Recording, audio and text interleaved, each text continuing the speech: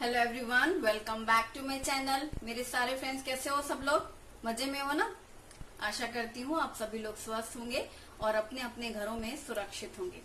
आज डेट है 28 अप्रैल और डे ट्यूसडे। हम लोगों के लिए तो लॉकडाउन तो जो है सो है ही, पूरे टाइम किचन वाला काम है। एक दिन मैं सोच रही हूँ कि मतलब इतना काम हमेशा रहता है, लेकिन इन दिनों को काम का ज्यादा प्रेशर हो रहा है। मतलब दिल ही नहीं कर रहा है। ये हालत है कि ऐसा लग रहा है इससे कब छुट्टी मिलेगी, हम लोगों को कब मुक्ति मिलेगी। और लॉकडाउन की वजह से देखो ऑफिस भी बंद हो गए हैं बहुत सारे, और स्कूल कॉलेजेस भी बच्चों के बंद हैं, और कितनी भी सारी शॉप्स वगैरह बंद हैं, बहुत सारे मॉल्स बंद हैं, सारी चीजें बंद हैं। लेकिन ये कोरोना हम लोगों को किचन के काम से छुट्टी नहीं दिला सका। जैसे मैं कई सारे मैसेजेस भी देखती हूँ सोशल मीडिया में, तो जब ये वाला मैसेज आता है कि ये कोरोना हम लोगों को किचन से मुक्ति नहीं दिला पाया, तो ये मतलब ऐसा लगता है कि हमारे दिल की आवाज है, इससे हम लोगों को मुक्ति नहीं मिली। इतनी बड़ी बीमारी, महामारी जिससे पूरा संसार जूझ रहा है बहुत से लोगों को चाहे अनचाहे काम से मुक्ति मिली है, लेकिन हम लोगों को नहीं मिली है। इनफैक्ट मुझे लगता है कि इन दिनों हमारा काम कुछ ज्यादा ही हो गया, मतलब हमारा डबल प्रेशर लग रहा है।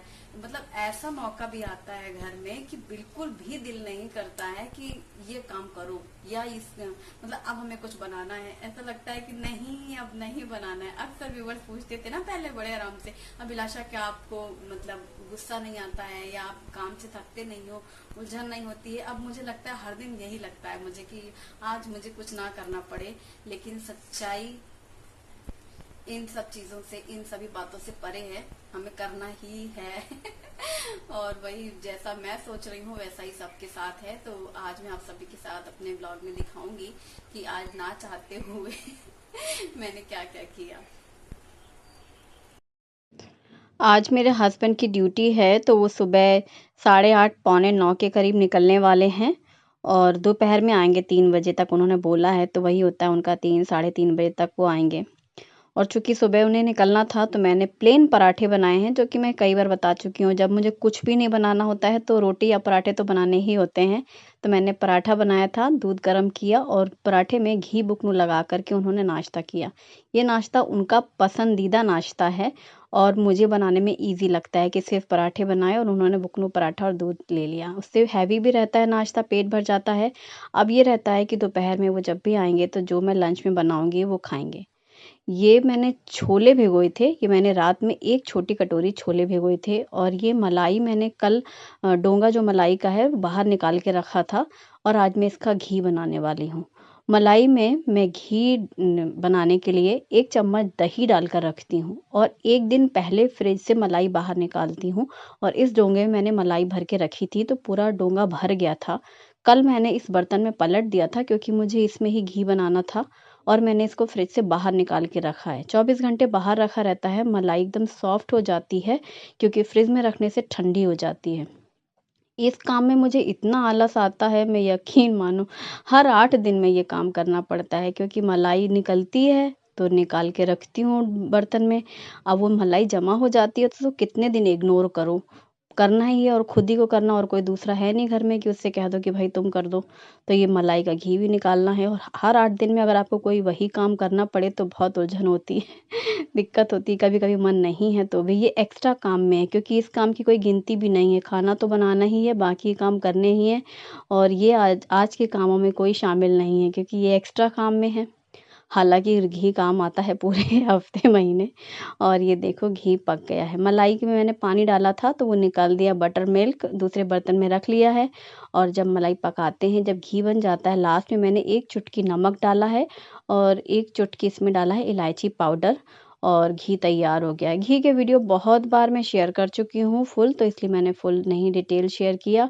और ये देखिए छन्नी से छाना है मैंने, तो इस एक डोंगे में घी तैयार हो गया। इसी में मलाई निकली थी, इतनी ही भर के पूरा डोंगा फुल था, ओवरफ्लो हो रहा था, मलाई जमा हो गई थी 8 दिन की। और इसमें इतना सारा घी बना है। घी अभी गर्म है इसलिए वो इस तरीके का कलर दिख रहा है। और मैं घी बड़े बर्तन में भर के रखती हूँ तो ठंडा होने पे ये रवेदार सफ़ेद कलर का घी होता है। और चूँकि डेली यूज़ के लिए मैं घीदानी यूज़ करती हूँ, छोटे बर्तन में निकाल के रखती हूँ और बड़े बर्तन में ये घी बना रहता है और इस तरीके का ये घी ठंडा होने पर हो जाता है, जो मैं डेली यूज़ करती हूँ घीदानी से। बस घी को पलट करके रख दूँगी मैं। जब ये ठंडा हो जाएगा, ये मैंने जो 1 कटोरी छोले भिगोए थे, इनको साफ़ पानी डाल करके थोड़ा-सा नमक डाल करके कुकर में मैंने बॉयल करने रखा है। सिर्फ 1 सीटी आएगी, दूसरी सीटी आने ही वाली होगी तो मैं प्रेशर कुकर बंद कर दूँगी। मैंने इसके लिए 2 कटोरी चावल पानी से धो करके साफ़ करके रखे हुए हैं। मैं बनाने वाली हूँ चना पुलाव, छोले पुलाव भी कहते हैं या चना पुलाव या चना बिरयानी, कुछ डिफरेंट नाम से इसको जानते हैं लोग, और ये बहुत ही टेस्टी बनता है। 1 पॉट मील है, एक अलग सा टेस्ट मिलता है। तो यहाँ पर ये बॉईल हो चुके हैं छोले। अब मैंने इंडक्शन में कुकर रखा है जिसमें तेल डाला है, साथ में लौंग, काली मिर्च, जीरा, दालचीनी और तेज पत्ता, इन सभी का मैंने तड़का लगा दिया है। तो ये देखिए करीब 3 चम्मच तेल है ये, और इसमें ये सारे खड़े मसाले हमने फ्राई कर लिए हैं। अब मैं इसमें 1 चम्मच बारीक कटा हुआ लहसुन डाल रही हूँ। लहसुन डाल करके भी भून लेंगे तो लहसुन का कच्चापन खत्म हो जाता है। अब मैंने एक बड़े साइज का प्याज बारीक काटा है, वो डाल दिया है। प्याज डाल करके भी हम लोग भून लेंगे, हल्का सा गुलाबी करेंगे, बहुत लाल लाल सी नहीं करनी है प्याज हमको। तो यहाँ पर ये देखिए प्याज कुछ मिनट में भुन जाती है क्योंकि बहुत बारीक कटी हुई है। मैंने 1 चम्मच अदरक कद्दूकस किया हुआ पेस्ट डाला है, इसे भी डाल करके भून लेंगे। अब अदरक, लहसुन, प्याज हल्की से भून चुके हैं। हमने एक बड़े साइज का टमाटर काट के डाला है, अगर छोटे हैं तो आप 2 टमाटर ले सकते हैं। तो मैंने यहाँ पर 1 कटोरी टमाटर डाल करके भी मिक्स कर दिया है। अब आधा चम्मच करीब हल्दी पाउडर डालेंगे और 1 छोटी चम्मच धनिया पाउडर, आधा चम्मच हम लेंगे यहाँ पर लाल मिर्ची पाउडर, और आधा चम्मच से कम हम लेंगे गरम मसाला, क्योंकि ये घर का बना हुआ गरम मसाला है, इसकी टेस्ट और खुशबू बहुत स्ट्रांग है। आधा चम्मच से थोड़ा कम ही मैंने लिया आमचूर पाउडर, या ड्राई मैंगो पाउडर है, और 1 चम्मच कसूरी मेथी डाला है। नमक स्वाद के अनुसार डाला है। सबको डाल करके मिक्स कर लेंगे। तेल में हमने टमाटर डाला ना, तो देखो जल्दी से वो मैश होने लग जाते हैं। नमक भी मिक्स हो चुका है, अब तो फिर सारे मसाले भी हैं।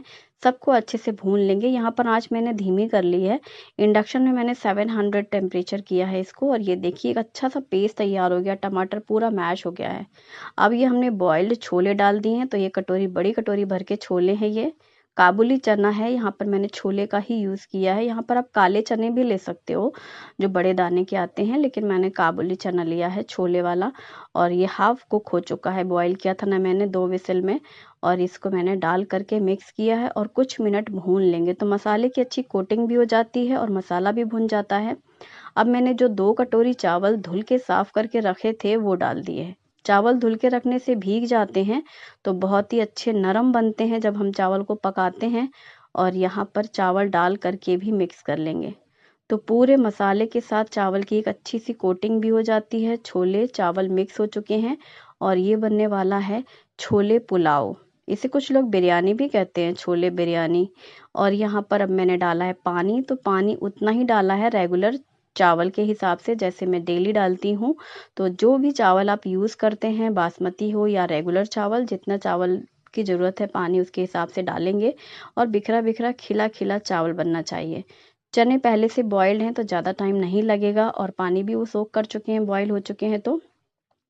और अब मैंने फ्रिज से निकाली है दही, तो ये देखो करीब 2 बड़ी कटोरी जितनी दही है, गाढ़ी दही है, एकदम थिक है। और इसमें मैंने डाला है 1 बड़ा चम्मच चीनी, नमक थोड़ा सा डाला, आधा चम्मच नमक, और आधा चम्मच भुना जीरा, सौंफ और हींग वाला पाउडर, जो कि मैं ताक में डालती हूँ और मैं इसकी छाछ बनाने वाली हूँ। और इसे ब्लेंड कर लेंगे। बहुत गाढ़ी है तो मैं इसमें थोड़ा पानी डालूंगी क्योंकि मुझे पतला करना है, ताकि गिलास से पीने में अच्छी लगती है छाछ। और इसे पतला करके मैंने इसको फिर से ब्लेंड कर दिया है। तो ये देखिए ये छाछ हमारी तैयार हो गई है। गर्मी के दिनों में खाने के साथ में लंच या डिनर का भी आप ये छाछ बना सकते हैं। और इसमें बारीक कटा हुआ हरा धनिया या आप बारीक कटा हुआ पुदीने के पत्ते भी डाल सकते हैं, बहुत ही अच्छा लगता है। एक रिफ्रेशिंग मूड बन जाता है। मतलब खाना खाते वक्त अगर आपको कोई चीज़ अच्छी नहीं लग रही है तब भी आपको ये ज़रूर अच्छी लगेगी, बच्चों को भी और बड़ों को भी, और डाइजेशन के लिए भी बहुत अच्छा रहता है, गर्मियों में बहुत ही बढ़िया है। तो मैं इसको ढक करके साइड में रख दूंगी। तो आज हमारे यहाँ यही है, इसको आप मेरा ब्रंच भी कह सकते हो या लंच कह सकते हो, क्योंकि हस्बैंड तो सुबह निकल गए ड्यूटी के लिए, तो मैं और बच्चे हैं, और इसलिए मैंने ये छोले पुलाव बनाया है, साथ में छाछ बनाई है। और जब हस्बैंड दोपहर में वापस आएंगे तो वो भी यही खाएंगे, लेकिन उनके आने का टाइम वही है कि फिक्स नहीं है। तो यहाँ पर एक सीटी हुई थी, दूसरी सीटी आने वाली थी, मैंने इंडक्शन बंद कर दिया था। पूरा भाप में चावल पकने के बाद अब मैंने कुकर खोला है, ऊपर से हरा धनिया भी डाल दिया है, बारीक कटा हुआ हरा धनिया डाल करके अब पूरे को मिक्स करेंगे। जैसा कि मैं हमेशा चावल के लिए भी कहती हूँ कि कुकर में चावल बने तो पूरा उसको नीचे से ऊपर तक हिला दो, तो एक एक दाना अलग अलग रहता है, बिखरा बिखरा। तो यहाँ पर ये देखिए हमारा छोले पुलाव तैयार है, कलर बहुत ही सुंदर है, खुशबू भी कमाल की आई है। तो मैं तो रेगुलर चावल पसंद करती हूँ, इसलिए मैंने वही डाला। अगर आप यहाँ बासमती चावल बनाएंगे तो बहुत लंबा लंबा दाना दिखेगा और बिखरा बिखरा सा ये छोले पुलाव तैयार हो जाता है। अब गरम गरम इसे सर्व करेंगे। तो पहले मैं निकाल रही हूँ छाछ। तो ये इसे बटर मिल्क भी कह सकते हो, छाछ कह सकते हो, कुछ लोग ताक भी कहते हैं महाराष्ट्र में। बहुत पतला मैंने नहीं बनाया, आप देखो इस तरीके का है ना, बहुत गाढ़ा है। तो 4 गिलास तैयार हुआ है। ये गिलास हस्बैंड का मैं फ्रिज में रख दे रही हूँ, जब वो दोपहर में आएंगे तो पियेंगे। और ये हम तीनों का है, मेरे दोनों बच्चों का और हमारा। और बच्चों को सुबह मैंने नाश्ते के लिए कुछ भी नहीं बनाया था, ये था कि जब बच्चे सो के उठे तो जब नहा धो लें सीधे, क्योंकि इन दिनों बहुत लेट हो जाता है सारा कुछ, जैसा कि मैंने पहले बताया। अब चूंकि हस्बैंड भी सुबह जल्दी निकलने वाले थे, इसलिए मैं घी बनाने में लग गई थी, और सुबह के और काम जो रहते हैं। तो अब मैंने पुलाव निकाला है और ये छाछ है, ऊपर से घी डाला है। घी डालने से खिचड़ी हो, पुलाव हो, तहरी हो, टेस्ट बढ़ जाता है, क्योंकि जिनको आदत होती है तो उन्हें खुशबू, एक सेटिस्फेक्शन होता है, हाँ घी डला है अब अच्छा लग रहा है। अगर नहीं डला हो कभी खिचड़ी, पुलाव, तहरी, इन सब चीज़ों में, तो लगता है कि घी तो डला ही नहीं है। तो इसलिए घी डालना और फिर खाना बहुत अच्छा लगता है, बच्चों को भी बहुत पसंद आया। छोले चावल तो हमेशा बनाती हूँ। अगर हस्बैंड आज घर पे होते या ड्यूटी नहीं होती उनकी, फिर वही होता है, रोटी बनानी रहती है, तो बस छोले रोटी या फिर चावल छोले भटूरे ऐसा कुछ बनता है। लेकिन आज मैंने सोचा कि शॉर्टकट करेंगे, तो इसलिए मैंने ये छोले पुलाव बनाया है। बच्चे भी खुश हैं, बच्चे तो शौक से खाते हैं चावल हमारे यहाँ, लेकिन हस्बैंड होते हैं तभी रोटी जरूर रहती है, हमारे यहाँ कंपलसरी है। तो चूंकि सुबह उन्होंने पराठे खा लिए हैं तो फिर मैं एकदम रिलैक्स रहती हूँ कि हाँ, एक उनको सुबह मतलब पराठे रोटी कुछ मिल गया। अब दोपहर में आएंगे वो तो खाएंगे। तो कुकर में रखा हुआ है पुलाव, और ये छाछ मुझे सबसे ज़्यादा अच्छी लगती है। और फ्रिज से निकाला है मैंने ये दूध, ये 1.5 लीटर के करीब दूध है, जिसे मैं बड़ी कढ़ाई में डाल करके इंडक्शन में बॉईल करने रख रही हूँ। मैंने ये एल्युमिनियम की कढ़ाई है, ना भी यूज़ करूँ, पर मुझे बड़ी सी कढ़ाई चाहिए थी और फैली हुई सी कढ़ाई, इसीलिए जब भी मुझे कुछ ऐसे काम करने होते हैं ना, इसलिए मैं इस कढ़ाई का यूज़ करती हूँ। हालांकि पकाने या कुछ शौक के बाद फिर मैं इसमें रखती नहीं हूँ खाना, पलट लेती हूँ। तो ये देखिए दूध बॉयल हो रहा है, बीच बीच में मैंने कलछी हिलाती जा रही हूँ उसको, क्योंकि अभी शुरू में मैंने तेज़ आंच रखी थी ताकि दूध एकदम अच्छे से गर्म हो जाए, फिर वो धीरे धीरे गाढ़ा होगा प्रोसेसिंग में। तो मैं बनाने वाली हूँ इसे आप बासुंदी भी कह सकते हो, अगर आप इसे नॉर्मल ठंडा करके खा रहे हो, चम्मच से पी रहे हो, तो बासुंदी भी है। लेकिन मैं बनाने वाली हूँ मटका कुल्फी। तो ये दूध सुबह बच्चों ने नहीं लिया, ये दूध पूरा रखा हुआ था, जैसे कि हमारे घर शाम में दूध आता है और फिर सुबह मैं मलाई निकाल लेती हूँ, फिर दूध का जो भी करना होता है करती हूँ। आज मैं दही नहीं जमाई, मैंने शुभम 2-3 दिनों से बोल रहा है। अब मैंने डाली है चीनी, जब ये पूरा 1/3 हो गया है करीब, ये देखिए कितना कम हो गया है, जब उसमें कलर चेंज हो जाए और एकदम रबड़ी जैसा बन जाता है ना, बार बार वो मलाई सी जमने लगती है किनारे में, साइड में, तो उसे आप इस तरीके से खरोच सकते हैं। तो इस तरीके से दूध को औंटा जाता है, मतलब हम लोग इसे दूध औंटना कहते हैं, गाढ़ा करना, जिसमें रबड़ी रबड़ी जैसा, ये देखिए इस तरह मलाई पड़ने लग जाती है, बीच बीच बार बार हिलाया जाता है। और अब मैंने इंडक्शन बंद कर दिया है। चीनी भी घुल गई है, मैंने करीब 4 चम्मच चीनी डाली थी, और ये आधा चम्मच करीब इलायची पाउडर डाला है, छोटी चम्मच, आधा चम्मच। और बारीक कटे हुए बादाम, जो कि मैंने चिप्स कटर से फाइन कटिंग करी है, ये मैं पहले भी बता चुकी हूँ। स्वीट डिशेस में इस तरीके से अब बादाम डाले तो पूरा टेस्ट भी आता है और ढेर सारे हो जाते हैं बादाम। और अब मैंने बादाम डाल करके और इलायची पाउडर डाल करके भी मिक्स कर लिया है। और ये दूध बहुत गाढ़ा है, आप देख रहे हो तो समझ रहे होंगे, काफ़ी गाढ़ा हो गया है।